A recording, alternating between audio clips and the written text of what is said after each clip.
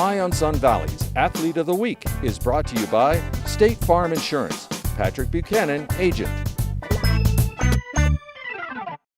Sun Valley Associates is the key to your home, a tradition of excellence since 1962. Put our team to work for you. 208-622-4100. svassociates.com. I'm Michael David with Eye on Sun Valley Sports, and I am honored to be joined by our Athlete of the Week, Hanna Blackwell, a member of the Sun Valley Ski Education Foundation free ski team and a junior at Wood River High School. Congratulations, Hanna. Thanks for being here. Yeah, thanks for having me. That's awesome. You were selected as our Athlete of the Week basically based on this incredible season you're putting together in the halfpipe. Notably, you just returned from representing your nation in the competition in Switzerland at the Junior Worlds. Tell us about that experience, going overseas and representing your country. It was my first time ever out of the country, so that was pretty awesome. And like going out that with my family, like I was a little nervous at first, but then I found out that I'm going with one of my best friends, Savea Irving, so that kind of was like the little help to like being even more excited because I got to go and spend time over there with her and ski with her, and just being able to go to such a beautiful, amazing place to do what I love and what I'm passionate for was just kind of like the cherry on top and worth it all. What an incredible opportunity that you deserved, obviously. Tell us, I guess the field obviously is super strong, and you had some weather conditions you had to deal with. What was that like? It was very, very tough weather conditions. We ended up only being able to have one run, which is kind of tough, so you got to make sure you get your run down that run. Right. And we were meant to start at 10, but we didn't end up starting until 3, so like training and everything. So we got an hour training, which kind of like, it wasn't really needed, but like they could have done like 2 runs because that hour training took up even more time for the weather like to come back in, which it did. So like we got done training, and then right as they were about to drop the girls, just a even bigger just swarm of fog and kind of like rain, light rain came in, so then we had to wait again.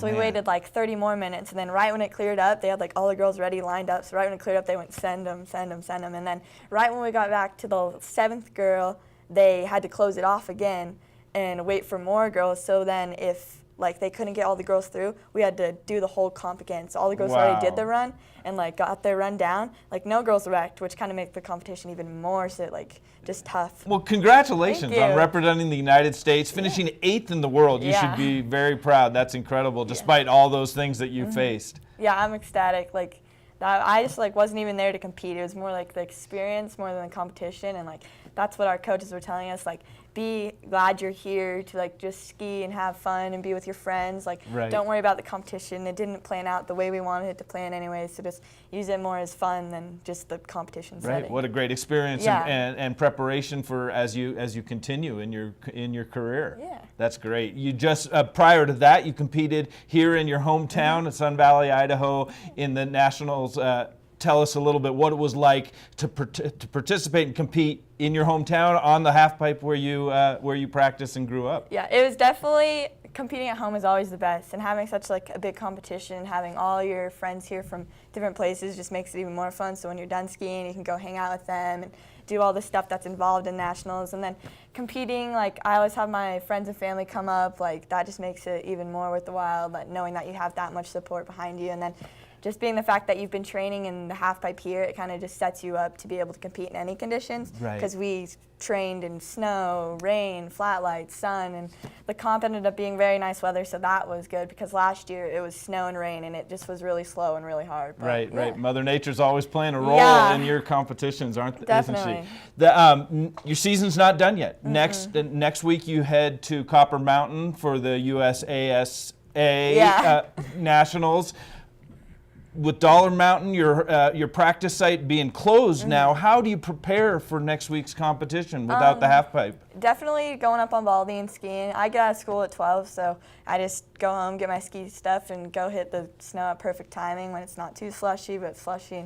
Spring skiing, just kind of keep my ski legs under me and kind of keep in the mental mindset of skiing. With this nice weather, you want to go and do other stuff because it's so warm, but I just got to stay in skiing for 2 more weeks, and then I can go and do everything else. You mentioned your brothers. Any other kind of role models or athletes that inspired you as you were growing up? Definitely Sarah Burke.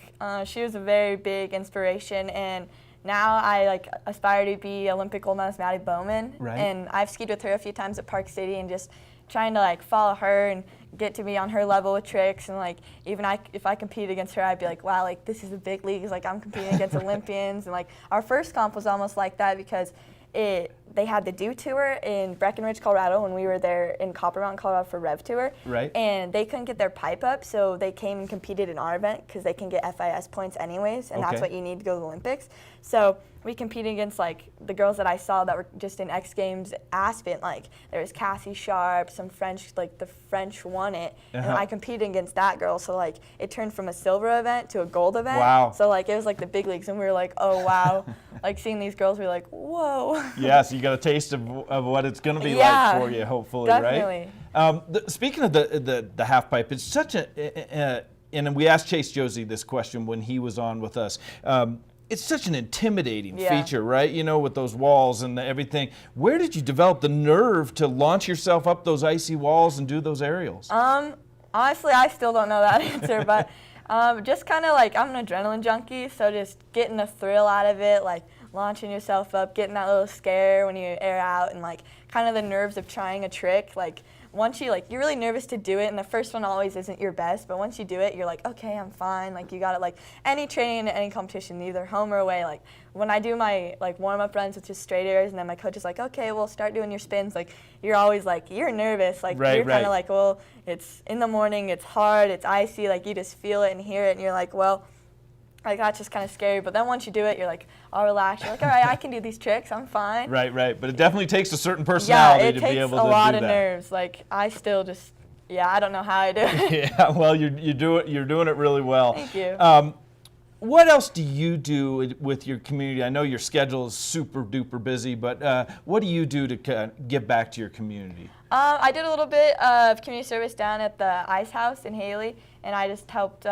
Like my friends and I set up at the table and sold like some of the Suns gear, and just kind of hung out there and did that a few nights and during the games. Yeah. That's great. And then how do you balance all this? You've got a social life, you got your skiing, you got your school. How do you balance it all? Well, I go to school, skiing, and then back home and do some homework and hang out with the family. But I'm very lucky to have most of my friends are on my ski team, and being the only girl, like a lot of my friends are just boys, and so I kind of like mess around with them, and they're funny and like they push you, and so it's kind of nice because I get excited because like I get to go and hang out with them, but then I also have my friends at school that I try and after skiing, since the mountain does close at 4, that's pretty early, so I'll go and like either get dinner or just hang out with my friends after school, or after skiing. But yeah, school is definitely kind of the harder part. Yeah. Like when I travel, I don't really have time to do my homework or don't really want to do my homework because it's fun, but you kind of just got to bust it out because it's better to do it there than coming back and just having to rush through it all Sunday night when you get back. But